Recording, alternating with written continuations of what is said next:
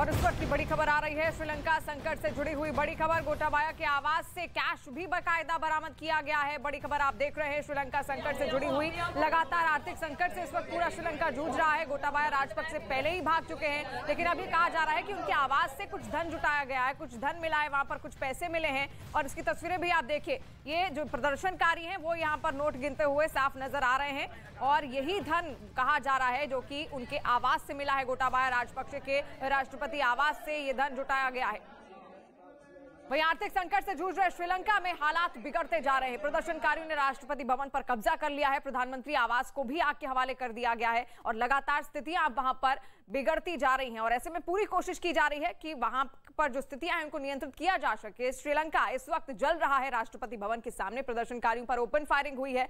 देश में कई जगहों पर पुलिस और प्रदर्शनकारियों के बीच झड़प भी देखने को मिली। राष्ट्रपति गोटाबाया के हाथों से सब कुछ निकल चुका है। सवाल है कि क्यों आखिर श्रीलंका जल रही है? ऐसा क्या हुआ जिसने इस छोटे से देश में बड़ी आग लगा दी, जहां पर ना कानून का राज रह गया है और ना ही आम आदमी की किसी को परवाह रह गई है। पूरे देश में अराजकता की भयानक आंधी चल रही है।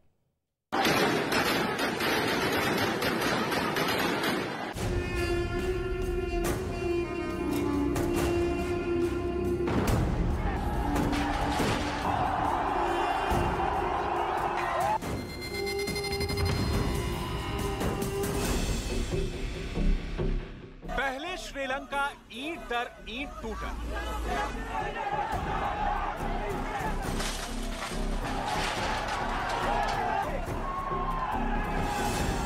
अब दीवार दर दीवार ठहर रहा है।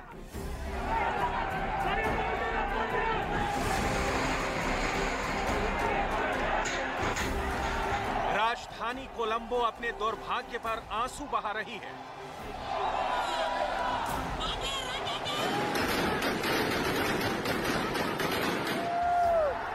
संपूर्ण अराजकता व्याप्त है श्रीलंका में।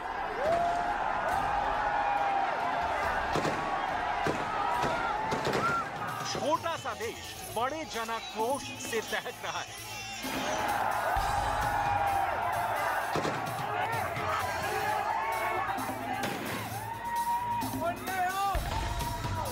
सत्ता की सारी मीनारें ध्वस्त हो चुकी हैं।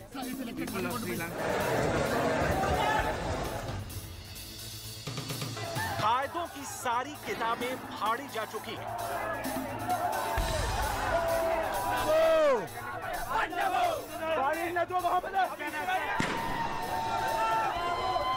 तख्त और ताज दोनों छीने जा चुके हैं।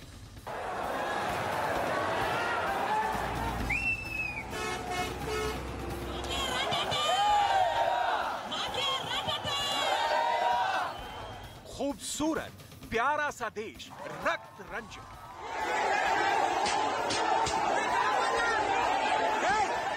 भूल धुसरे विद्रोह की अग्नि में स्वाहा हो रहा है।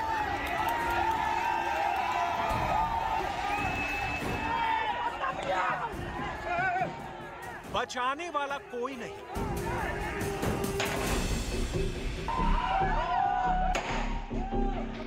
राष्ट्रपति गोटाबाया भाग चुके हैं।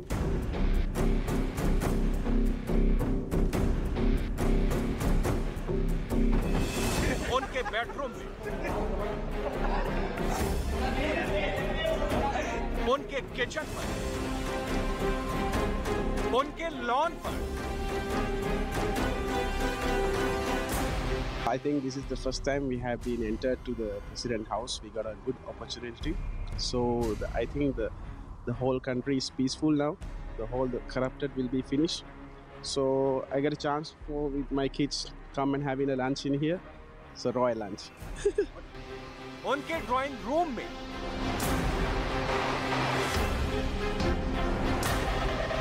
उनके स्विमिंग पूल में,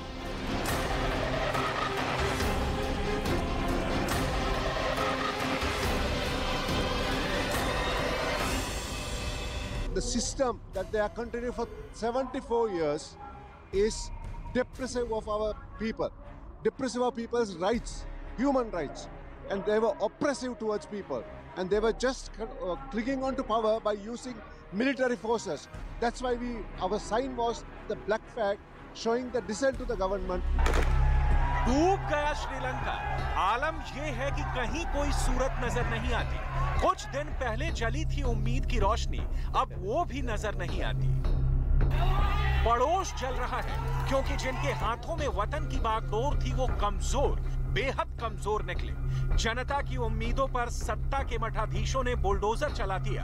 हुकूमत के गलत फैसलों ने मुल्क को मरोड़ दिया। हालात अनकंट्रोल्ड हैं।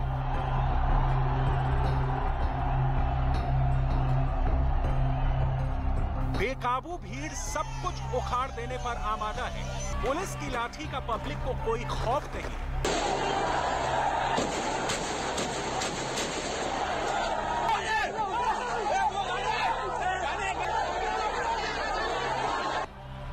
कैसे देखते ही देखते श्रीलंका यूं बर्बाद हो गई। सरकार के किन फैसलों ने देश में जनाक्रोश पैदा कर दिया? वो कौन सी ऐसी नीति थी जिसने आवाम के दिल पर सरकारी प्रतिष्ठानों के प्रति ज्वाला भड़का दी? क्या वो किसी की रची साजिश है जो श्रीलंका के दिलों में बर्बादी का बीज बो चुकी है? क्या वो विदेश संचालित कोई प्रायोजित एजेंडा है श्रीलंका को जलाने का? श्रीलंका के अमन को आग लगाने की क्या किसी ने स्क्रिप्ट तैयार की थी? हवा में है फिलहाल इन सवालों के जवाब, क्योंकि दुनिया भर के एक्सपर्ट श्रीलंका की दुर्गति को लेकर अब भी विचार मंथन में जुटे हैं। हम आपको बताएंगे क्यों इस कदर डूब गया आइलैंड नेशन श्रीलंका।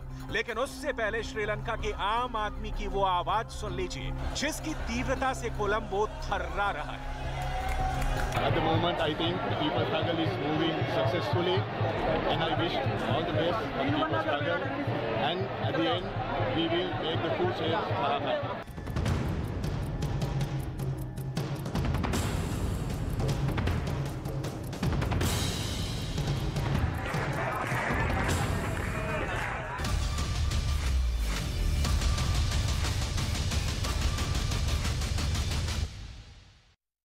असम इस साल बाढ़ की सबसे भीषण मार झेल रहा है। असम के 32 जिलों के लाखों लोग इस वक्त बाढ़ की चपेट में हैं। सड़क पर सैलाब, उफान पर नदियां और घरों में घुस चुके पानी ने लोगों के जीवन को अस्त व्यस्त करके रख दिया है। लोगों के पास ना तो खाने का खाना है और ना ही पानी, ना ही बिजली, जो वो सिर्फ बाढ़ से ही मची तबाही है। बर्बाद हो चुके आशियाने और दर्द की दास्तां। ये वक्त असम के लिए एकजुट होने का है और बाढ़ प्रभावित असम की मदद करने वाले हाथों को और भी ज्यादा मजबूत बनाने का। बाढ़ से प्रभावित लोगों की मदद करने के लिए न्यूज 18 असम पूर्वोत्तर ने fight the flood stand with Assam नाम के इस विशेष अभियान की शुरुआत की है, जिसमें हर एक व्यक्ति से हमारी ये अपील है कि असम मुख्यमंत्री के राहत कोष में दान करें। न्यूज 18 की इस खास पहल की असम के मुख्यमंत्री हिमंता बिस्वा शर्मा ने तारीफ भी की है। न्यूज 18 की इस विशेष पहल से आप भी जुड़ें और जरूरत के इस समय में असम वासियों के साथ एकजुटता के साथ खड़े हों। आपका छोटा सा योगदान लाखों जिंदगियां बचा सकता है, इसलिए कृपया मुख्यमंत्री राहत कोष में दान करें और असम वासियों की संकट के इस समय में मदद करें। I express my deep gratitude to News 18 for bringing a national concern for the flood victims of Assam. नए संसद भवन की बिल्डिंग के बाहर प्रधानमंत्री नरेंद्र मोदी ने किया विशाल अशोक स्तंभ का अनावरण। इस दौरान पीएम मोदी ने वहां के कामगारों से बातचीत भी की। उद्धव ठाकरे गुट के विधायकों को सुप्रीम कोर्ट से मिली राहत। सुप्रीम कोर्ट ने कहा, नए स्पीकर फिलहाल किसी भी विधायक के खिलाफ कोई कार्रवाई नहीं करेंगे। याचिकाओं पर अब सुप्रीम कोर्ट की अलग बेंच करेगी सुनवाई। सुप्रीम कोर्ट से विजय माल्या को बड़ा झटका। अवमानना के मामले में विजय माल्या दोषी करार। सुप्रीम कोर्ट ने विजय माल्या को 4 महीने की सजा सुनाई।